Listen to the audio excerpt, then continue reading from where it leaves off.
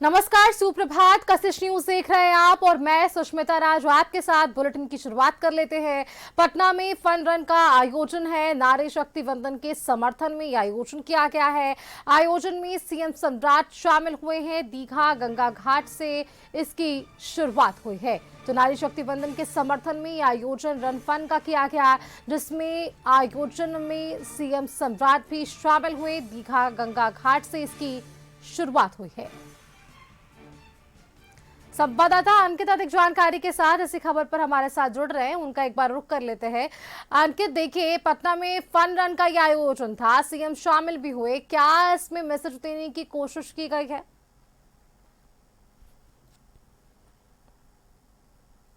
देखिए, नारी शक्ति बंधन जो अधिनियम है उसको लेकर के लोग महिलाओं में काफी उत्साह देखने को मिल रहा है। वही आज जो है फन रन कार्यक्रम का आयोजन पटना के जेपी गंगा पथ पर किया गया, जहां हजारों की संख्या में महिलाएं सड़क पर उतरी और मैराथन की। आप देख सकते हैं हस्ताक्षर अभियान की भी आज से शुरुआत की गई। इसकी हरी झंडी दिखला करके सीएम सम्राट चौधरी ने शुरुआत किया। वही आपको बता दें, जो पूर्व खेल मंत्री हैं श्रेयसी सिंह, वो भी मौजूद थी। पटना के डीएम, पटना के एसएसपी, तमाम जो अधिकारी हैं वो लोग मौजूद थे। आप देख सकते हैं महिलाओं में काफी खासा उत्साह देखने को मिल रहा है। हाथों में पोस्टर भी ली हुई महिलाएं हैं।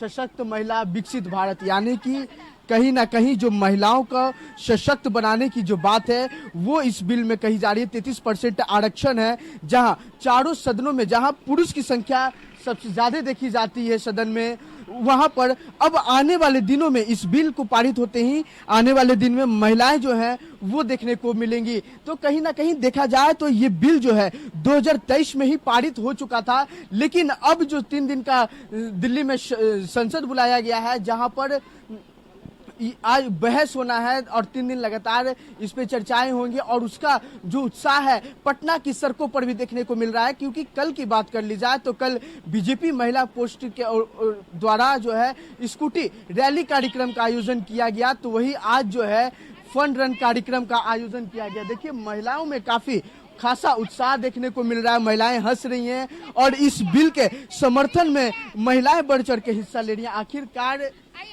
इस बिल में क्या है? नारी को मिले ज्यादा से ज्यादा जगह शक्ति, उससे सबसे बड़ी बात है ना।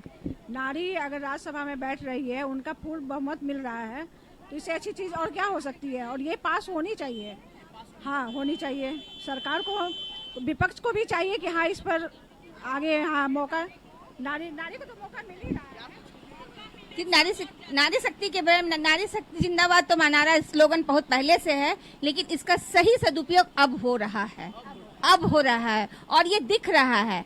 आज पूरे बिहार में, पूरे हमारे राज्यसभा, लोकसभा, हर जगह ये दिख रहा है कि नारी शक्ति जिंदाबाद। याद होगा, आप लोग बिहार से बिलोंग करती हैं, तो देखिए सुष्मिता, बिहार की अगर बात की जाए तो बिहार में मुख्यमंत्री जो नीतीश कुमार रहे थे, अभी पूर्व मुख्यमंत्री हो चुके हैं, तो कहीं ना कहीं वो भी 33% आरक्षण जो है महिलाओं के लिए लेके आए और अब जो है वो पूरे देश में लागू होने जा रहा है।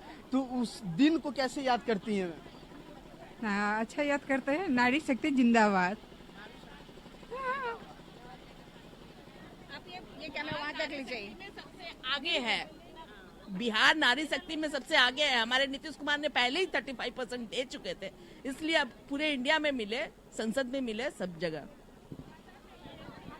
नमस्कार, मैं पिंकी यादव पटना नगर निगम में पार्षद हूँ और ये हम लोग के लिए हर्ष की बात है कि माननीय मुख्यमंत्री जी के, इस प्रधानमंत्री जी के कार्यकाल में हम लोग को नारी बंधन, जो शक्ति बंधन है, उसको कार्यक्रम के तहत 33% आरक्षण मिलने जा रहा है दोनों सदन में।